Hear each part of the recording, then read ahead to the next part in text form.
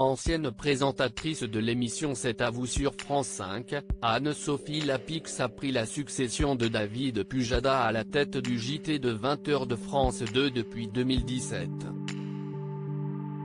Elle est ainsi entrée dans le cercle très restreint des journalistes qui ont eu l'occasion de présenter le journal télévisé sur les deux premières chaînes de France. En effet, avant de rejoindre France Télévisions en 2013, Anne-Sophie Lapix avait exercé ses talents de journaliste au sein du groupe TF1 durant de nombreuses années. Après avoir présenté de nombreux JT sur l'antenne de LCI au début des années 2000, l'animatrice est devenue le joker officiel de Claire Chazal à la présentation du JT de 20h de TF1 le week-end en 2007. Un poste qu'elle a occupé jusqu'à son départ sur Canal+ en 2008. Par ailleurs, Anne-Sophie Lapix a également eu l'occasion de présenter quelques journaux télévisés lorsqu'elle travaillait pour M6.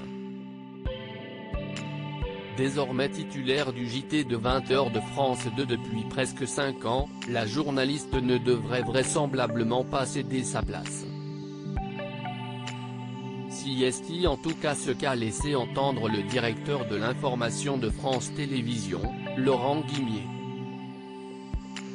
Invité de l'émission Buzz Télévision du Figaro jeudi 17 février 2022, le dirigeant du groupe audiovisuel public a répondu à la question d'un internaute concernant l'avenir d'Anne-Sophie Lapix à la tête du JT de 20h de France 2. Laurent Guimier: j'ai une confiance énorme dans ce que fait Anne-Sophie Lapix. Cela fait partie des discussions que nous avons en ce moment sur le souhait du collaborateur, et le souhait de la direction. Moi, j'aime bien la continuité, j'aime bien que les choses s'installent.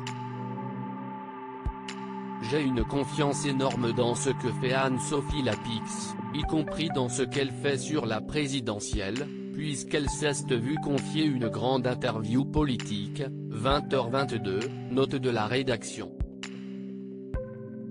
Dans cet exercice aussi elle est parfaite. Donc, je ne peux pas vous répondre.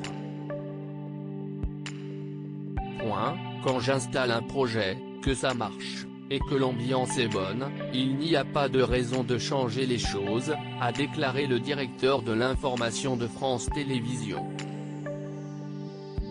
Loading Widget.